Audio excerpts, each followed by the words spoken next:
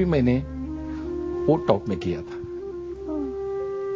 एक दलित परिवार में जन्म हुआ है तो भेदभाव होगा, छुआछूत होगी, ये सब आपको कब एहसास होना शुरू हुआ? वैसे स्कूल में एक बार हमारे भावल गुरुजी थे, वो हमें बाहर दूर बिठाया करते थे, बाहर बिठाया करते थे, क्लास के बाहर। क्लास के बाहर, और वो दूर से छड़ी मारते थे हमें। और वो हमें मारने के लिए वो जो छड़ी थी वो अलग थी, अलग थी, और बाकी बच्चों के लिए छड़ी अलग थी। कुछ तस्वीरें दिखाते हैं।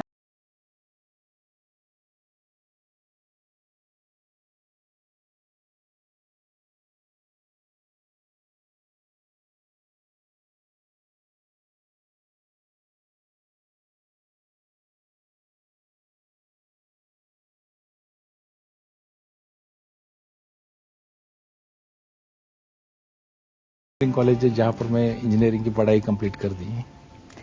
लेकिन इंजीनियरिंग करते करते आप इसी कॉलेज के बाहर ठेला लगाते, ठेला लगाया, उस बारे में बताइए।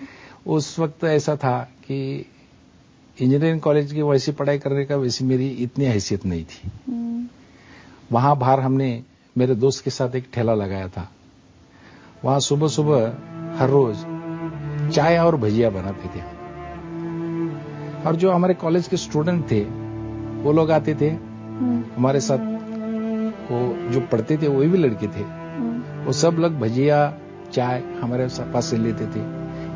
ये सब करने के बाद उसमें जो बचता था वही खाने का और कॉलेज को निकल जाने का। खाने के लिए तो फिर ऐसा मेस लगाने का इसके लिए तो पैसा ही नहीं था। उसमें से जो भी पैसा मिलता था वो पैसे के ऊपर ही हमने अपना कॉलेज पूरा किया। उतना आपकी आमदनी हो जाती थी? होती थी, बिल्कुल होती थी। और कॉलेज में जाने के बाद आपने जिंदगी में पहली बार जूते पहने थे? हाँ, वो मुझे चप्पल भी याद है।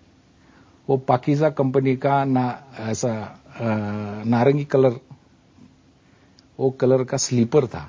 वो पहला स्लीपर मेरी जिंदगी के अंदर मैंने अब एसएससी पास होने के बाद कॉलेज जाने के बाद पहना। वो चप्पल ही आपने पहली बार कॉलेज में पहनी थी? कॉलेज में पहली बार, जिंदगी में पहली बार चप्पल पहनी मैंने। कॉलेज से निकलकर नौकरी करी? नौकरी तो मुझे जरूर चाहिए थी। चिंचोड़ में एक आईटीआई था, वो आईटीआई में इंटरव्यू के लिए चला गया। उन्होंने तुरंत बोल दिया कल से काम पे आ जाओ, 550 तनख्वाह। 550 में उस वक्त तो 550 भी काफी था पैसा। उसके बाद में किर्लोस्कर कंपनी के अंदर मैंने काम शुरू किया। किर्लोस्कर कंपनी के अंदर 2 साल में काम कर दिया। साथ साथ में मैं रेलवे सर्विस कमीशन उसकी एग्जाम दी थी। तो उसमें ऑल इंडिया लेवल में खाली 26 लड़के लिए थे, तो उसमें से मैं महाराष्ट्र में सेकंड था। उसके अंदर रेलवे की तरफ से डिपुटेशन पर डेपो इंचार्ज बोल के काम करता था। हाँ। उसके बाद आपने बिजनेस शुरू किया अपना? फिर 1989 में मेरा एक दोस्त मिला। वो दोस्त मुझे साथ में मिलने के बाद मैंने वो नौकरी छोड़ दी और वो एक सांगली में यूनिट स्टार्ट कर दिया। अच्छा, किस चीज का? वो शुगर फैक्ट्री के लिए मटेरियल सप्लाई करने का। अच्छा। Milk spare, boiler spare, sugar factory के लिए जो स्पेयर्स लगते हैं, इंजीनियरिंग स्पेयर्स, वो सप्लाई करने का काम मैंने शुरू किया था। लेकिन उसमें भी आपको काफी नुकसान हुआ? उसमें नुकसान हुआ बोले तो ऐसा हुआ कि मेरे दोस्त ने मेरे साथ पार्टनरशिप ही तोड़ दी।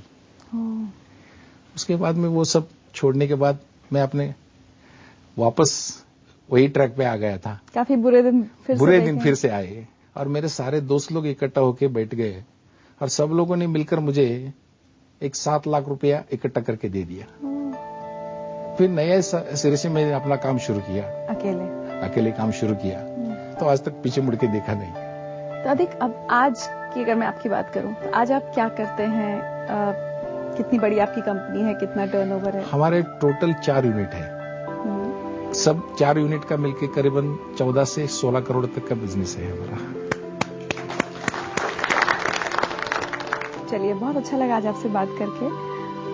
हमारी तरफ से एक तोहफा है आपके लिए। मैं भी आपकी जिंदगी लाइव और आपकी पूरी टीम को आज यहाँ पर हमें बुला दिया, और हमें जो आपके साथ बात करने का और सबके साथ बातें करके शेयर करने का जो मौका दिया, इसके लिए आप सभी का मैं धन्यवाद।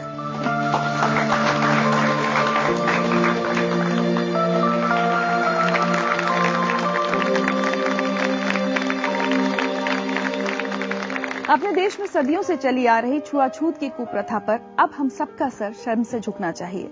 हम में से जिन लोगों को कभी दलित होने का एहसास, अपमान और लांछन नहीं झेलना पड़ा, वो शायद कभी उस कसक को नहीं समझ सकते जो उठती है उस वक्त जब आपको हर जगह एक अलग से कोने में बिठा दिया जाए। उस दर्द को नहीं जान सकते जो होता है जब आपको किसी मंदिर में जाने से रोक दिया जाए। वो बेइज्जती जो महसूस होती है जब आपकी उपलब्धियां भी आप पर लगे दलित होने के ठप्पे को ना मिटा पाएं। आज हमने एक छोटी सी कोशिश की है अपने देश में हो रहे बदलाव से आपको रूबरू कराने की। हमारे आज के सभी मेहमानों ने यह साबित किया कि उनका दलित होना उनकी सफलता के रास्ते में आड़े नहीं आ सकता। अगली बार आप किसी गरीब दलित के बच्चे को देखें तो हमारे इन मेहमानों को जरूर याद कीजिएगा। शायद उसके प्रति आपकी नजर बदल जाए, शायद आप में तिरस्कार के बजाय प्यार उमड़ आए, शायद आप उससे पल्ला झाड़ने के बजाय उसका हाथ थाम पाएं, शायद आप अपने देश में छुआछूत के इस कलंक को मिटाने में भागीदार बन पाएं।